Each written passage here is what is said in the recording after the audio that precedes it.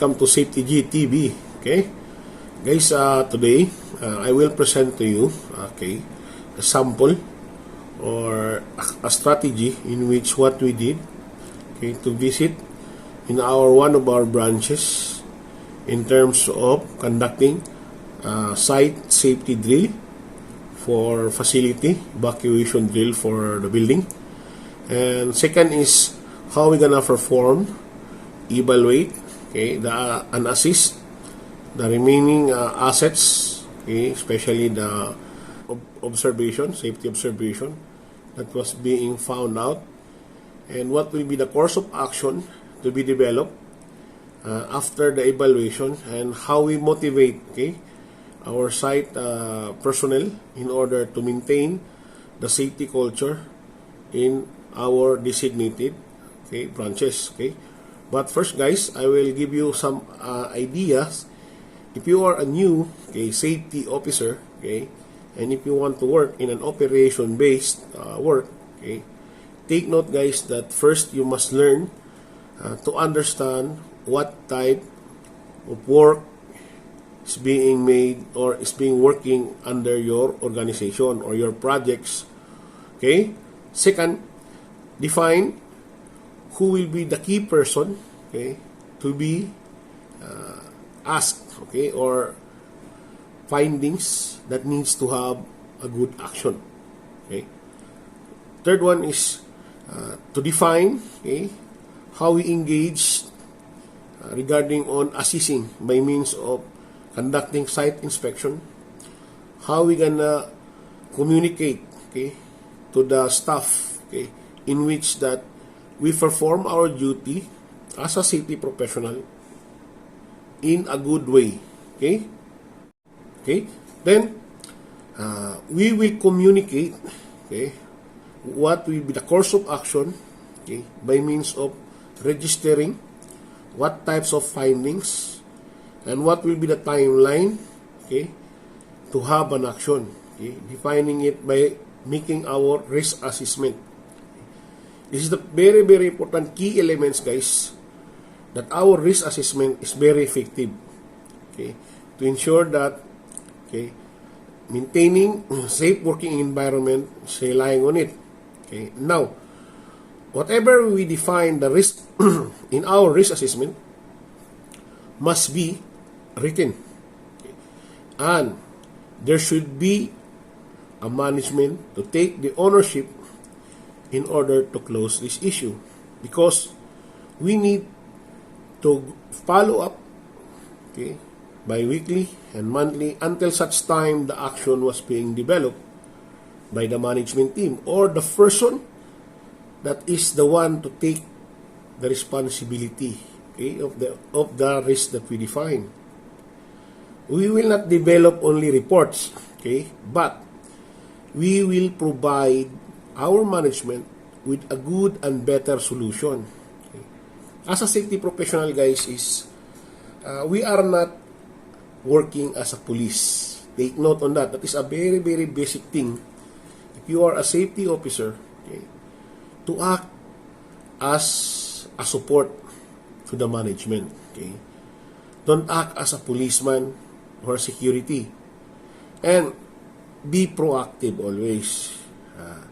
In line with the guidelines required by the health and safety standard in order to derive the right and appropriate action in implementing the health and safety into your organization. That's why in this presentation, guys, we will make a mock drill to the asset to one of the building under our project here in Saudi Arabia, and how we communicate the management team in order to understand this emergency drill, what will be the time frame and what will be the frequency, and how we evaluate the effectiveness of the drill. Now, the next is we visit some of the asset or facility under these branches. As I mentioned previously, is to define what type of safety observation and what will be the best action to be developed. Because action develop not only immediately. There's a development that it needs time, it needs money, value, and also it needs manpower. Okay, that's why putting it in the record is the best practice, and provide with the best recommendation, okay, that you can provide to your company so that you will become an effective. Okay? Then, try to motivate. This is the best thing, guys. If you are a safety professional, you must motivate, okay, in order to have an effective output. Why? Because without a motivation, people will not listen. People will not follow. But if you motivate them, you are a role model, they will listen to you, they will respect you, and they will learn from you. Okay? That's why a good safety professional is based on your heart and what is your mind. Try to understand the behavior, especially if you will implement health and safety to your own organization, even in your own family, guys. Okay? That's why, as a health and safety, guys, okay, you have an open-minded person. Okay? That's why, to define what level of risk, okay, based on the behavioral, on the environment, plus your resources, that's your effective action. Okay?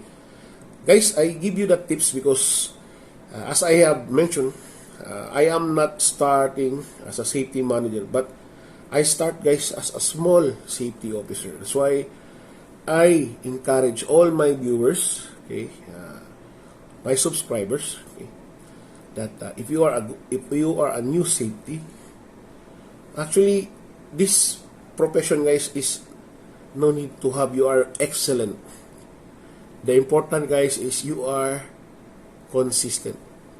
Okay?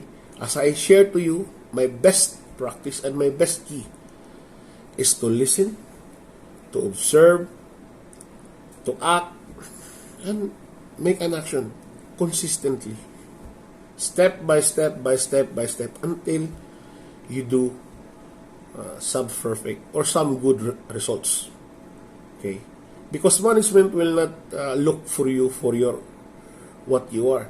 Management look for what you have made. Especially, guys, the challenge of a health and safety profession is implementing. Okay? That's one big challenge to our profession, guys. Okay? Because implementing, guys, is very difficult if you don't know to get their heart and mind. Okay? That's the very strategy of health and safety. Now, in terms of work-related case or condition, for example, we define there's an observation. What will be the best practice to solve this observation? As I have mentioned earlier, that there's a risk, okay, matrix to define the level of risk and what level of action you will be provide to them with a good recommendation. Okay. You don't put as a safety that you are an observer, a reporter. You are not effective. But the best safety, guys, is to define any types of solutions that can mitigate for the best actions based on the best practice. Okay? I hope, guys, that you will learn some of my tips. But please stay always keep in touch and connect with my channel and many best practice that I will share to you. Okay, I will share to you now our activity developed in one of our branches here in Saudi Arabia, and I hope that you will learn some of it. Okay, thank you, and before you leave this channel, don't forget to hit the subscribe button. Okay, thank you and have a nice day.